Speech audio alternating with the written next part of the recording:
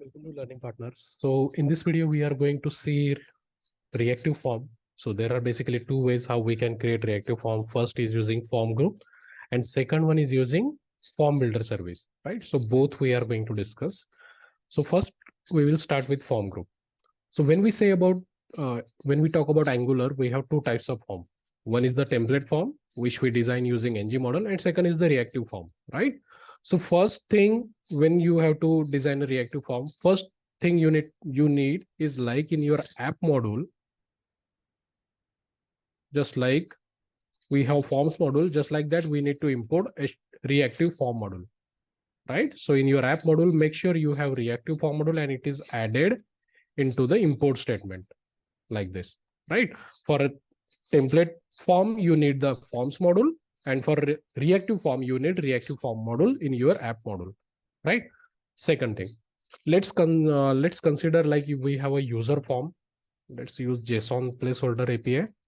JSON placeholder API. And from that, we can use to do what object we have. Let's try user only. So user object is there. Okay. So for this JSON placeholder free API, we are going to do the CRUD operation, but with the reactive form, right? So let's say this is kind of an object. We won't take all the fields, but some fields we will take. So first step was, let me just write.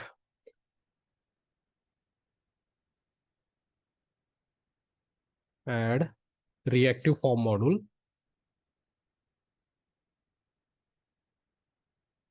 in app module, right? This will be your first step when you are starting to design a reactive form. Second step will be in your component. You need to design a form. So how do we design a form? That will be in the .ts. So we have to go to the .ts, right? Let's say user form. I need to provide the data type to these variables. It's just a proper variable. The data type I will be providing is form group. So for form group also you need one import. So you just need to select it so that you can see at the top you have got the import also added.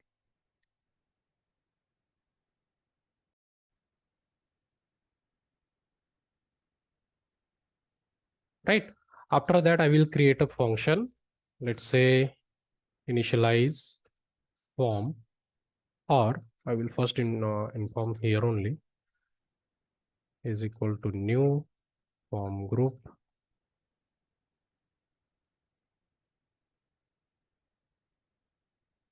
round bracket, curly bracket, enter, right? So this is the normal form we have created. Just like object we used to create a template form, just like that we need to create a form over here, right? So in that we need to specify how many controls we are going to have. Let's consider, if we consider the JSON placeholder API, so I will just get ID. This will be my control. So in form, we have to create multiple controls. So this ID is my control colon. It will be form control round bracket, right?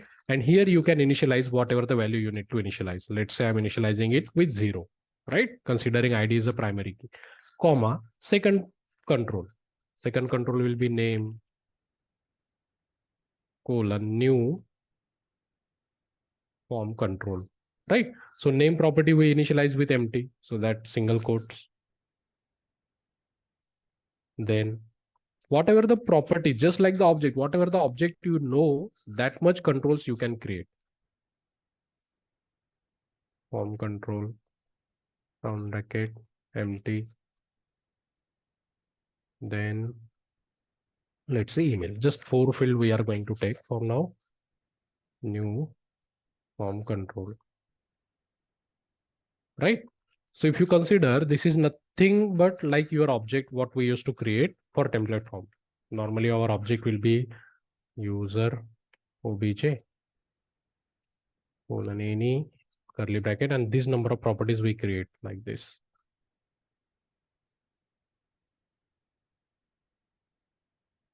I'm just informing you like how it was in template form and how it is in reactive form. right? This was we used to create in the template form. Now that thing got changed over in the reactive form like this. We have to create a variable with which will have a data type of form group. We can consider like user form is our form, right? Then in this particular form, we are creating multiple controls. So multiple controls, nothing but this is one control, this is second control, this is third control, and this is fourth control. So this is how we have created our form along with some controls, right? So let me just copy this. Let's in component create form like below, right? So this is the second step. First step was in app module, you need to add reactive form module. Second step was in component.ts, you need to create a form like this with whatever the control you need to create. Then in your HTML, let's design a simple form.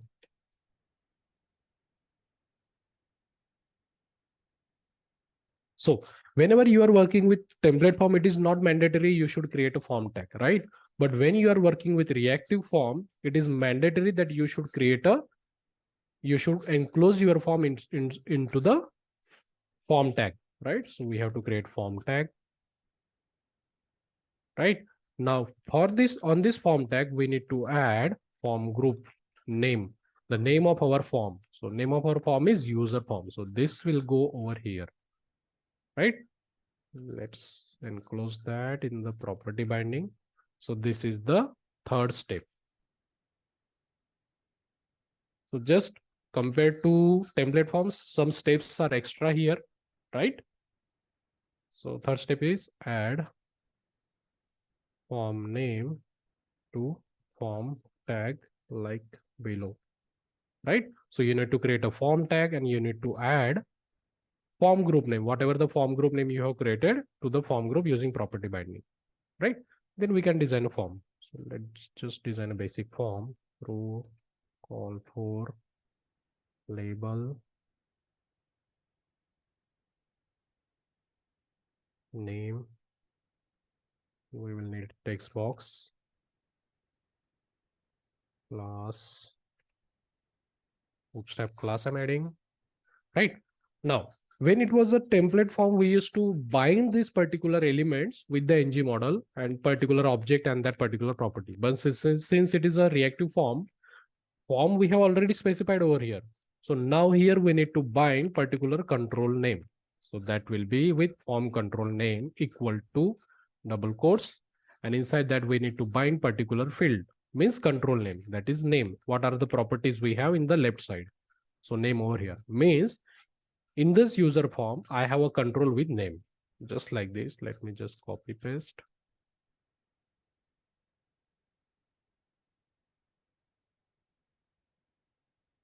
User name. Now second control will be username. So we just have to copy this and paste it over here. Like third was email. So let's copy, paste it over here, and this was email, right? So that's it. So fourth step was to all your input, you can bind the controls to all input element, bind form control name with control name like below, right? So all the input element, whatever the input element you have, whether it can be text box, drop down, check box, text area, anything it can be, right? So whatever the controls you have created, that you need to bind it over here like this, right? Next step. So form is done. We need save and save button. So dot row dot call 6.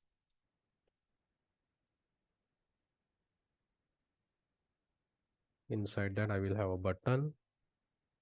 Just add a class btn success. Let's say that's save user, right? Now two things you can do. First thing, either you can write save event on the form, or you can just normally write over here also like the click event, right? This is one way.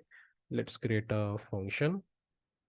In .ts, I'm creating function on save user, right?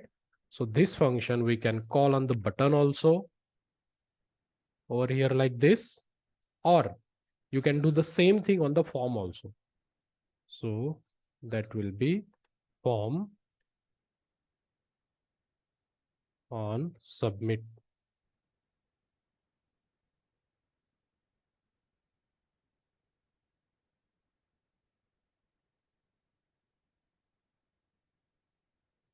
Is equal to our function name, right? So either you can create a submit event, you can call it here also or here also. But if you want to use this now, you need to make this button as type submit. Then only that event will get triggered, right? Whatever you need to do, you can do like this. Okay. So now let's remove this. Let's remove this. Now let's add a debugger in this function and let's see what data we get. Constant. Now, when we submit, we call our API, right? For API, we need to send the object. So we get the object from this form only, means user form. So let's say obj is equal to this dot user form dot value. So if we get the value of this user form, you will get the object like the object we used to get in the template form. So let's save and check now. Okay, button color is class was incorrect, right? So let's inspect now. Chetan 111 email, right? Let's enter some dummy data. Now on click of the save user, we have called that function. So once I click, right? So you can see debugger is activated. Now if I hover on this now, user form dot value, you can see same object we are getting, just like we used to get when we used to design the form with template. Now this you can pass to the API, right? So let's just quickly write the API call also. So here, let's create constructor, private HTTP colon HTTP client, right? Now here, this dot HTTP dot post URL, and then object we need to pass. Object we have got from here in constant we have stored, or directly you can pass this same thing over here also, one and the same thing. Now for the JSON placeholder, this will be URL, just action method will be post dot subscribe round bracket result colon any arrow function alert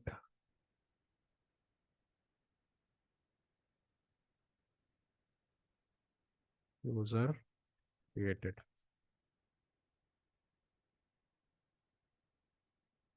right? So let's save and check. We should see a network call with the object,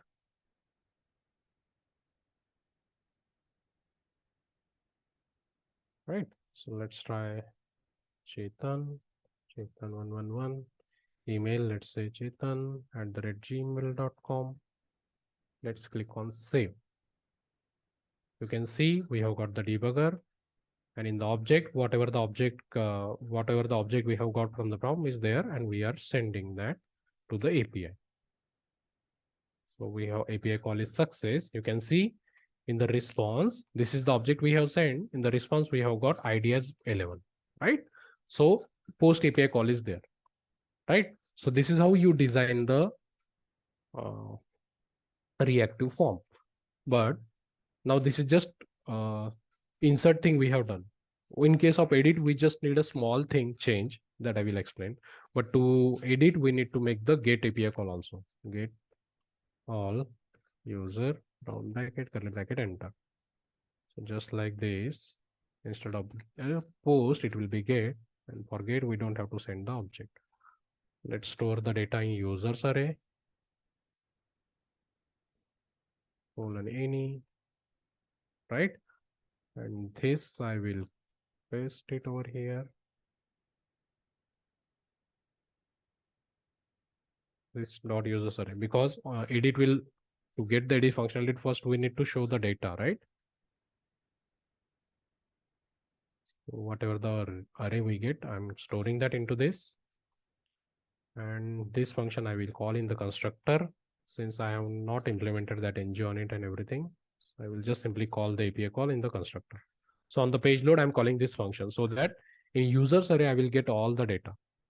So in container, let's create a row, call 6. And here I will create a table.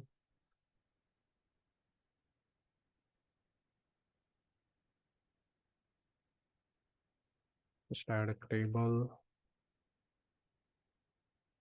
ordered t head, inside that tr, th, serial number.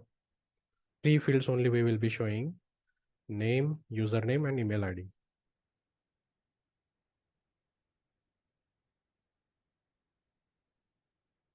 And email, that's it. Then we will need t body, and inside that tr will be there, and we need to use for loop on this tr. So star ng for let user of our array name, that is user array. So now what number of td we have, that number of column we need to show. So td, right? We need the serial number. So okay, rather than getting index, I will just print id over here using interpolation user dot id. Whatever the data we get, that only we need to show it over here. So let's check a response. Name property we get, then username, email, right? One more column. Let's see if we are getting the data or not. Then we will implement edit button, right? So you can see data we are getting. Now call 6 was here, right? So again, I will create a call 6 and put this form inside that. So we will have table and the column, table and the form in the same row, right? Now, so here I need to create one more th, and that th name will be action. And here I will create edit button.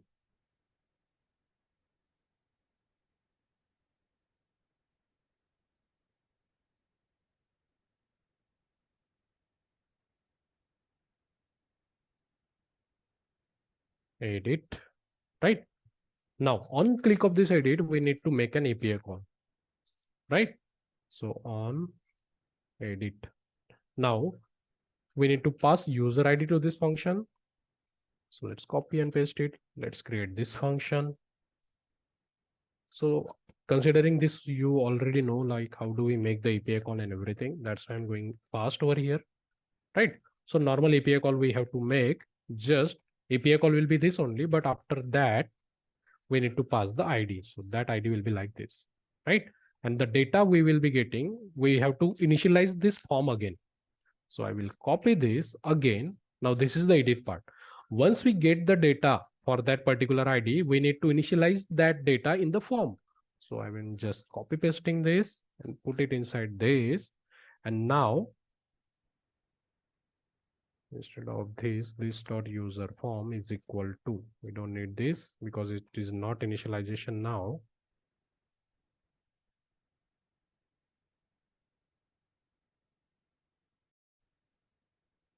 So this dot user form is equal to new form group. And now instead of this, whatever the initialization value we had did, we need to bind whatever the response we get. So res dot id, right? Like this, instead of empty, res dot name, res dot username, and res dot email, right? In normal template form also, what we used to do, we used to store the response, whatever we get from the API, in the object. So instead of that, we are just initializing our form with the value we are getting, right? So let's save all and check if we, on the click of edit, we are able to get the data.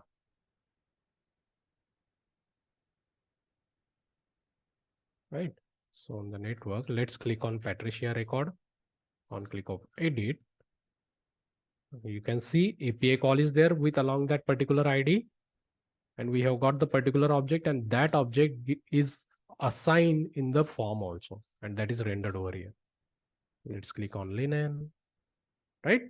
So this is how you should do. Then save and submit call the same thing, right? So in the reactive form, while we do the insert, we have to create the form, right? And when we click on the edit, we get the object. So again, we have to initialize. So you just need to initialize like this. Instead of the static values, you just provide the values, whatever you get from the API call. This is the basic implementation of reactive form using FormGroup, right? So this was one way. Now another way is using FormBuilder. So FormBuilder is a service. So let's go to the second component. So this was the second component. Now, first way was using FormGroup. Same like that, you can create the reactive form using FormBuilder service also. So let's create user form colon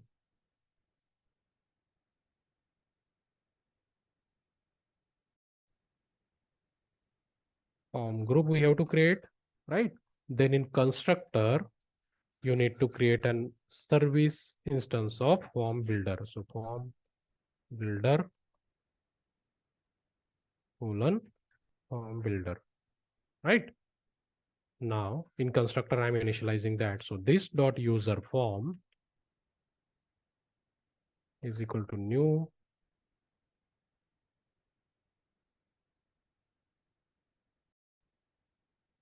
dot new. So we are going to create using form builder. So this dot form builder dot group, we have to group the multiple controls, right? So round bracket, curly bracket, inside that same thing what we have did. So ID new form control, right? Just like this. Name new form control.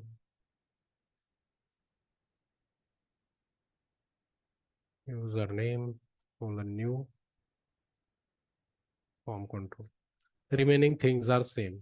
Whatever we have did in the HTML, right? API call and everything, same thing is there. Just the difference is, let me open the previous one.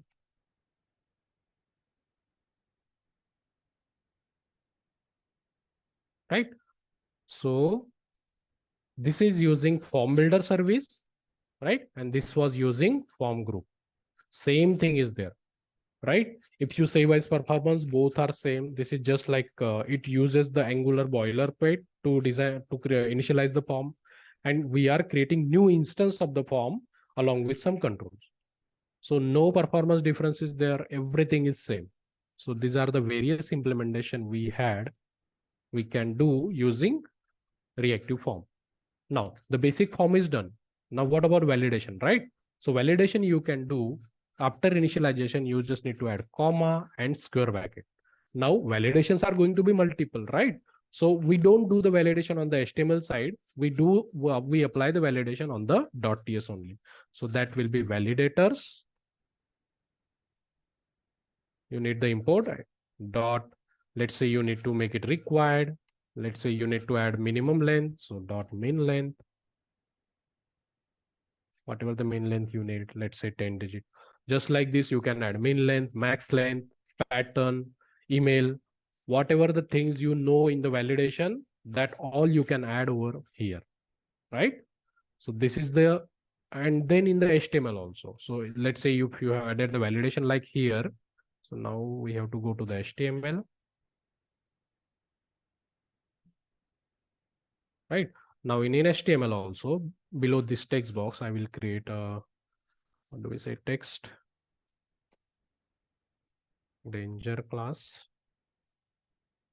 right? And here I will add span. Now form first property, first ng, if we do like if that control is touch or not, right? So star ng if user form dot controls, right? Inside controls, we have multiple controls. So dot square bracket, our control name is name, right? We have selected particular control from the form dot errors. And now whatever the error you need to check. Sorry, this is for, we are checking for touch or not, right? So dot touched, right? Then in the span tag, we show multiple errors like required, min length, max length, whatever. So user form dot controls,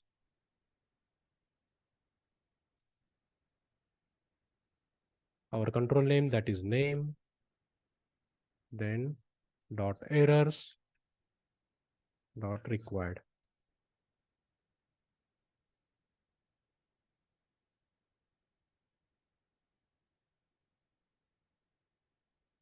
Right, and here you can pass message like this is required. Just like this, we have min length also we have added, right? So instead of required, it will be min length. So let's save and check. We should see the validation. Right, so on the page load, you don't get to see any validation, but once you click and click away, why it is not visible? User form dot name.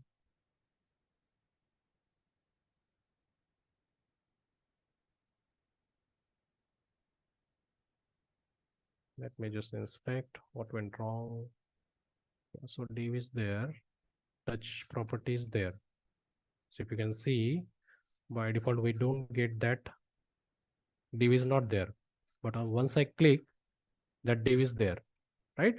But inside that, this is not working. So user form dot controls, name errors. Spelling mistake is there or what?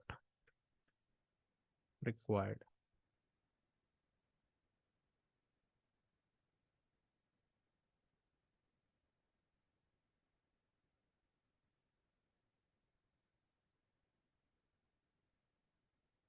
Let me just check this.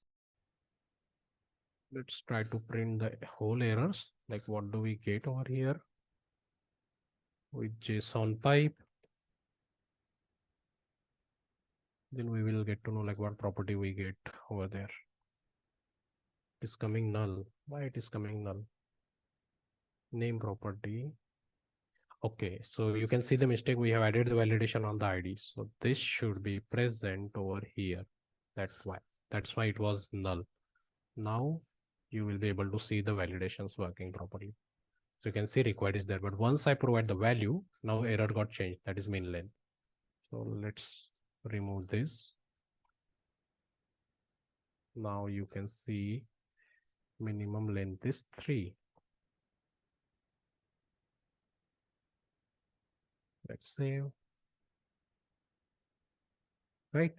So on the page load, we don't see any validation, but once user touch that text box, this is required is coming. But once user provided the value, then second validation will come. Why min length is not coming?